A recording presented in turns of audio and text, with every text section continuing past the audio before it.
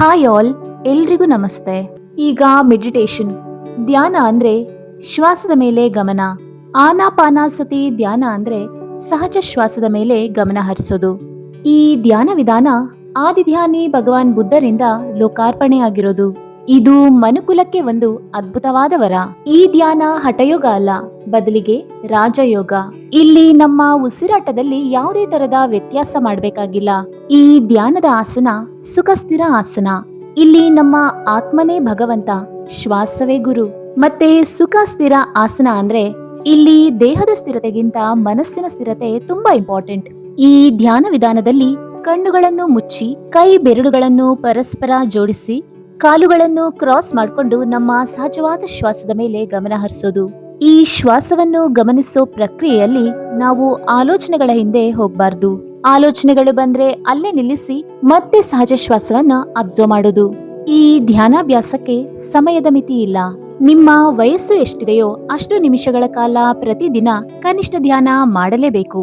For example, 20 ವರ್ಷದವರು 20 ನಿಮಿಷ, 50 ವರ್ಷದವರು 50 ನಿಮಿಷ ಧ್ಯಾನ ಮಾಡೋದು.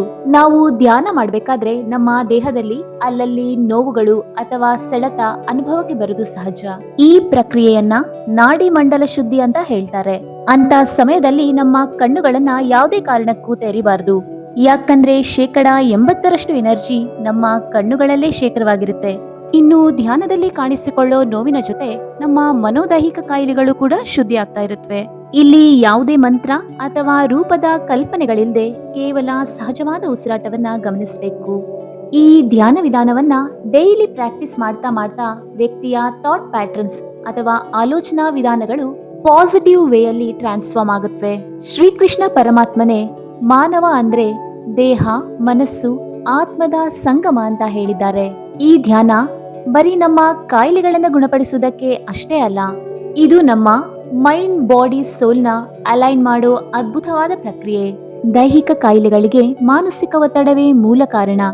ಧ್ಯಾನ ಮಾಡುವುದರಿಂದ ಮನಸ್ಸು ಪ್ರಶಾಂತವಾಗಿ ದೇಹದ ನರನಾಡಿಗಳು ಶುದ್ಧವಾಗುತ್ತವೆ. ಇದರಿಂದ ದೀರ್ಘಕಾಲದ ಅಥವಾ ಅಪಾಯಕಾರಿ ಕಾಯಿಲೆಗಳಿಂದನೂ ಕೂಡ ಮುಕ್ತಿ ಪಡಿಬಹುದು.